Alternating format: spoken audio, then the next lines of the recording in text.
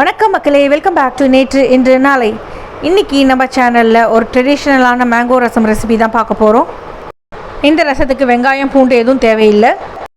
சூடான சாதத்தில் நெய் சேர்த்துட்டு இந்த ரசத்தை கொஞ்சம் பிசைஞ்சுட்டு பொட்டேட்டோ ஃப்ரை, சேப்பங்கிழங்கு ஃப்ரை, கருணக்கிழங்கு ஃப்ரை, வாழைக்காய் ஃப்ரை ஏதோ ஒன்று வச்சுன்னு சாப்பிடும்போது இன்னும் சூப்பராக இருக்கும்.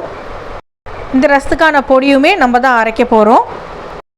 நம்ம மாங்காய் சேர்த்து பண்ணுறதுனால புளி, லெமன் எதுவுமே தேவையில்லை. ரசத்துக்கு தேவையான புளிப்பு நம்மளுக்கு மாங்காயிலேருந்து தான் கிடைக்கும். பண்ணுறதுக்கும் பார்த்திங்கன்னா ரொம்ப ஈஸி. ஸோ இந்த மாங்காய் சீசனில் மாங்காய் சீப்பாக கிடைக்கும் போது இந்த ரசத்தை கண்டிப்பாக உங்கள் வீட்டில் ட்ரை பண்ணி பாருங்கள். நீங்கள் இந்த ரசத்துக்கு எந்த டைப் ஆஃப் மாங்காய் வேணாலும் எடுத்துக்கலாம். நம்ம மாங்காய் தான் பண்ணியிருக்கோங்கிறதே நிறைய பேரால் கண்டுபிடிக்க முடியாது. ஆனால் நம்ம சொன்னால் தான் நிறைய பேர் ரெக்கக்னைஸ் பண்ணுவாங்க. நான் இன்றைக்கி ரெசிபிக்கு ஒரு மீடியம் சைஸ் மாங்காய் எடுத்திருக்கேன். மாங்காவை நல்லா அலம்பிக்கோங்க. அலம்பிட்டு அந்த எண்டு காம்பெல்லாம் கட் பண்ணிடலாம். காம்பு கட் பண்ணதுக்கப்புறமா தோலை சீவிக்க போகிறேன். தோலை சீவிட்டு நம்ம குட்டி குட்டி க்யூப்ஸாக கட் பண்ணி வச்சுக்கலாம். என்னோடய மாங்காயில் ரொம்ப புளிப்பில்லை. இன்கேஸ் உங்கள் மாங்காய் ரொம்ப புளிப்பாக இருந்ததுன்னா நீங்கள் ஒரு பாதி மாங்காய் எடுத்துக்கோங்க. நம்ம மாங்காய் வேக விட போகிறதுனால நான் இந்த மாதிரி க்யூப்ஸாக கட் பண்ணியிருக்கேன். குட்டி க்யூப்ஸாக இருந்தால் நம்மளுக்கு சீக்கிரமாகவே வெந்துடும். மாங்காவை கட் பண்ணி வச்சதுக்கப்புறமா நம்ம ரசத்துக்கு தேவையான பொடியை வறுத்து அரைச்சிக்கலாம். இந்த ரசம் பார்த்திங்கன்னா நல்லா வாசனையாக இருக்கும். நம்ம பருப்பு போட்டு தான் பண்ண போகிறோம். ரசம் பண்ணுறதுக்கு நல்லா அடிகனமாக இருக்கிற ஒரு பாத்திரம் எடுத்துக்கோங்க, இல்லைன்னா கடாய் எடுத்துக்கோங்க. அந்த கடாயில் நம்ம 1 டீஸ்பூன் கருப்பு மிளகு, 1 டீஸ்பூன் ஜீரகம், 1 டீஸ்பூன் தனியா விதைகள், கூடவே ஒரு அரை காஞ்ச மிளகாய் சேர்த்துட்டு நல்லா வறுத்துக்கலாம்.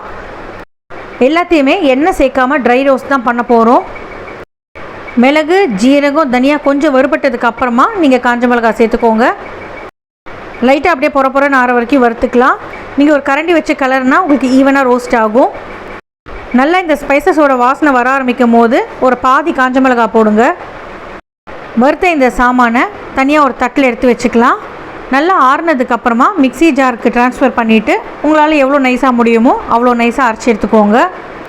பட் ரசப்பொடி நம்மளுக்கு ரொம்ப ஃபைனாக அரையாது, கொஞ்சம் நரம் தான் இருக்கும். ரசப்பொடியை ஒரு ஓரத்தில் வச்சுடுங்க. நம்மளுக்கு ரசம் பாதி கொதிக்கும் போது தான் இது தேவைப்படும். இப்போ நம்ம வறுத்தோம் இல்லையா, அதே கடாயில் நம்ம கட் பண்ணி வச்சுருக்கிற இந்த மேங்கோ பீசஸை சேர்த்துக்கலாம். 1 கப் தண்ணி சேர்த்துட்டு மாங்காய் நல்லா வெந்து குழையிற பதம் வர வரைக்கும் நம்ம வேக வச்சு எடுத்துக்க போகிறோம். அதாவது மாங்காய் முழுகிற அளவுக்கு தண்ணி இருக்கணும், அப்போ தான் மாங்காய் நல்லா வேகும்.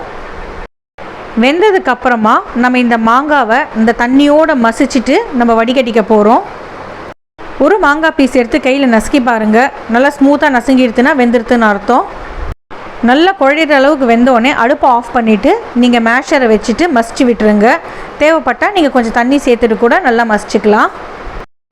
மசித்த இந்த மாங்காவை நம்ம வடிகட்டியில் வடிகட்டிக்கலாம். கூடவே இன்னொரு கப் தண்ணி சேர்த்துட்டு திருப்பி ஒரு தடவை மசிச்சுட்டு அதையுமே வடித்து எடுத்துக்கோங்க. இப்போ நம்ம வடிகட்டணும் இல்லையா, அந்த தண்ணியில் தான் நம்ம ரசத்துக்கு தேவையான புளிப்பு எல்லாமே இருக்கும். மேங்கோவோட ஃப்ளேவருமே அதில் தான் இருக்கும். மேலே இருக்கிற சக்கை பார்த்திங்கன்னா சப்புன்னு டேஸ்ட்டே இல்லாமல் இருக்கும். ரொம்ப திக்காக இருந்தாலும் நீங்கள் எவ்வளோ மசித்தாலும் உங்களுக்கு அந்த திக் பல்ப்பு வெளியில் வராது. அதனால நீங்கள் கொஞ்சம் தண்ணி சேர்த்துட்டு அதுக்கப்புறமா அதை மசிச்சு விடுங்க. அந்த மாங்காய் மேலே இருக்கிற அந்த தோலில் துவர்ப்பு இருக்கும். அதனால தான் நம்ம மிக்ஸி ஜாரில் போட்டு அரைக்கலை. இந்த மாதிரி நம்ம மசிச்சு வடிகட்டும் போது நம்மளுக்கு அந்த துவர்ப்பு எதுவும் வராது. ரசம் நல்லா டேஸ்டியாக இருக்கும். ஒரு கரண்டியை வச்சுட்டு உங்களால் மசிச்சு அந்த பல்ப்புலேருந்து எவ்வளோ ஜூஸ் எடுக்க முடியுமோ அந்த ஜூஸை எடுத்துக்கோங்க. நம்ம எடுக்கிறோம் இல்லையா, இதுதான் நம்மளோட ரசத்தோட பேஸ். மேலே ரீட்டைன் ஆகிருக்கிற அந்த சக்கை நம்மளுக்கு தேவையில்லை. கீழே வந்திருக்கிற தண்ணியை மட்டும்தான் நம்ம யூஸ் பண்ண போகிறோம். அந்த பல்ப்பில் இன்னும் மேங்கோவோட புளிப்பு ஃப்ளேவர் இருக்குதுன்னு நீங்கள் நினச்சிங்கன்னா கொஞ்சம் தண்ணி சேர்த்துட்டு மசிச்சு விட்டுட்டு திரும்பி ஒரு தடவை வடிகட்டிக்கோங்க. நான் ஒரு 2 தடவை தண்ணி சேர்த்துட்டு மசிச்சுட்டு வடிகட்டிண்டேன். அவ்வளோதான், எனக்கு தேவையான ஃப்ளேவர் எல்லாமே கிடச்சிருது. இப்போ அதே கடாயில் 1 டேபிள் ஸ்பூன் எண்ணெய் சேர்த்துக்கலாம். எண்ணெய் சூடானதுக்கப்புறமா அரை டீஸ்பூன் கடுகு சேர்த்துக்கோங்க. கடுகு நல்லா வெடிக்கட்டும். கடுகு வெடித்ததுக்கப்புறமா அரை டீஸ்பூன் ஜீரகம் சேர்த்துக்கலாம். ஜீரகமும் நல்லா பொரியணும். பொரிஞ்சதுக்கப்புறமா கருவேப்பிலை சேர்த்துக்கோங்க. கருவேப்பிலை சேர்த்ததுக்கப்புறமா 1 டீஸ்பூன் பொடி பொடியாக நறுக்கின இஞ்சி சேர்த்துக்கலாம். 1 பச்சை மிளகாய் கீறிட்டு சேர்த்துருக்கேன். இஞ்சி நம்ம ரசத்துக்கு நல்ல ஃப்ளேவர் கொடுக்கும். அதனால் ஸ்கிப் பண்ணாமல் இஞ்சியை சேர்த்துக்கோங்க. அடுத்ததாக 1 தக்காளியை நான் பொடி பொடியாக நறுக்கிட்டு சேர்த்துக்கிறேன். தக்காளி சேர்த்ததுக்கப்புறம் உங்களுக்கு ஸ்மோக்கியாக இருக்கும், கவலைப்படாதீங்க, ஒன்றும் ஆகாது. கிளறி விட்டுட்டே இருங்க. தக்காளி சீக்கிரம் வேகிறதுக்கு தேவையான அளவுக்கு உப்பு சேர்த்துக்கலாம். ரசத்துக்கு நல்ல ஒரு கலருக்காக ஒரு 1/4 டீஸ்பூன் மஞ்சள் பொடி சேர்த்துக்கிறேன். இப்போதைக்கு நான் இந்த தக்காளிக்கு தேவையான அளவுக்கு கொஞ்சமாக உப்பு சேர்த்துருக்கேன். ரசத்துக்கு நான் அப்புறமா மாங்காய் பியூரி சேர்த்ததுக்கப்புறம் சேர்த்துக்கிறேன்.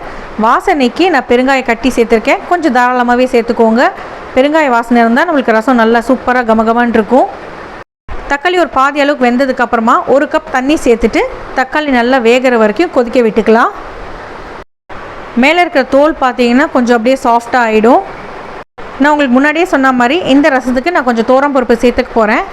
அதனால ஒரு 2-3 டேபிள் ஸ்பூன் பருப்பை நான் குக்கரில் விசில் விட்டு எடுத்து வச்சுருக்கேன். ஒரு 1/4 கப் வெந்த பருப்பு நான் இப்போ சேர்த்துக்கிறேன். நான் மறுபடியும் ரிப்பீட் பண்ணுறேன். வெந்த பருப்பில் நான் 1/4 கப் சேர்த்துருக்கேன். பருப்பு நல்ல ஒரு புளிப்பை பேலன்ஸ் பண்ணும். ப்ளஸ் உங்களுக்கு ரசத்துக்கும் நல்ல ஒரு திக்னஸ் கொடுக்கும். பருப்பு சேர்க்கும் போது ரசம் இன்னுமே நல்லா டேஸ்டியாக இருக்கும். நம்மளுக்கு ப்ரோட்டீன் சத்தும் கிடைக்கும். பருப்பு சேர்த்துட்டு நல்லா கலந்து விட்டுருங்க. எல்லாம் சேர்ந்து ஒரு கொதி வரட்டும். கொதி வந்ததுக்கப்புறமா நம்ம வறுத்து அரைச்சி வச்சோம் இல்லையா, 1 டீஸ்பூன் ஜீரகம், 1 டீஸ்பூன் தனியா, 1 டீஸ்பூன் மிளகு, அரை காஞ்ச மிளகாய் போட்டு அரைச்சி வச்சோம் இல்லையா, அதை சேர்த்துக்கலாம். நம்மளோட ரசப்பொடி சேர்த்ததுக்கப்புறமா கலந்து விட்டுட்டு கொதிக்கட்டும். கொதிக்க ஆரம்பித்ததுக்கப்புறமா நம்ம வடிகட்டி வச்சுருக்கிற அந்த மாங்காய் தண்ணியை சேர்த்துக்கலாம். மாங்காய் தண்ணி சேர்த்ததுக்கப்புறம் எல்லாத்தையும் சேர்த்து நல்லா கலந்து விட்டுட்டு கொதிக்க விடுங்க. நுரைச்சி பொலன்னு மேலே வரும்போது நம்ம அடுப்பை ஆஃப் பண்ணிக்கலாம். நம்ம அப்போ தக்காளிக்கு தேவையான அளவுக்கு கொஞ்சமாக உப்பு சேர்த்தோம். இப்போ இந்த ரசத்துக்கு தேவையான அளவுக்கு உப்பு சேர்த்துக்கலாம். ரசத்தோட கன்சிஸ்டன்சியும் புளிப்பையும் நீங்கள் செக் பண்ணிக்கோங்க. ரொம்ப புளிச்சதுன்னா கொஞ்சம் தண்ணி சேர்த்துட்டு புளிப்பை அட்ஜஸ்ட் பண்ணிவிடுங்க. நம்ம பருப்பு சேர்த்துருக்கிறதுனால நம்மளுக்கு அவ்வளோ புளிப்பு தெரியாது. நல்லா கொதித்து நுரைச்சி வரும்போது அடுப்பை ஆஃப் பண்ணிவிட்டு ஒரு 2 டீஸ்பூன் நெய் சேர்த்துருங்க. சூடாக இருக்கும் போதே நெய் சேர்த்திங்கன்னா நல்ல ஃப்ளேவர் கிடைக்கும். நெய் சேர்த்ததுக்கப்புறம் தாராளமாக கொத்தமல்லி இலைகளை சேர்க்கணும். சேர்க்கறதுக்கு முன்னாடி நல்லா பொடியாக நறுக்கிட்டு கொத்தமல்லி இலைகளை சேர்த்துட்டு உடனே மூடி வச்சுடுங்க. உங்களுக்கு ஃப்ளேவர் வெளியே போகாது. நீங்கள் நெய் கொத்தமல்லி இலையை தூவி விட்டுட்டு ஓப்பனாக விட்டிங்கன்னா ரசத்தோட ஃப்ளேவர் எல்லாம் வெளியில் போயிடும். ரொம்ப சிம்பிளான ரொம்ப ஈஸியான மாங்காய் ரசம் ரெடி. மாங்காய் கிடைக்கும் போதே உங்கள் வீட்டில் இந்த ரசத்தை ட்ரை பண்ணி பாருங்கள். ட்ரை பண்ணி பார்த்துட்டு எப்படி இருக்குன்னு சொல்லுங்கள். நான் பூண்டு எதுவும் சேர்க்கலை. நீங்கள் பூண்டு சேர்த்து பண்ணுவீங்கன்னா ட்ரை பண்ணி பார்த்துட்டு எப்படி இருக்குன்னு எனக்கு கமெண்ட்ஸில் சொல்லுங்கள். பட் பூண்டு சேர்க்காமையே ரொம்ப நல்லா இருந்தது. இந்த வீடியோ உங்களுக்கு பிடிச்சிருக்குன்னு நினைக்கிறேன். நம்ம சேனலுக்கு ஃபர்ஸ்ட் டைமாக வரீங்கன்னா லைக் பண்ணுங்கள், ஷேர் பண்ணுங்கள், மறக்காமல் சப்ஸ்கிரைப் பண்ணுங்கள். இன்னும் ஒரு நல்ல ரெசிபியோட நல்ல வீடியோவோட உங்களை நான் நாளைக்கு சந்திக்கிறேன். Until then, take care, bye bye, have a great day. Thanks for watching.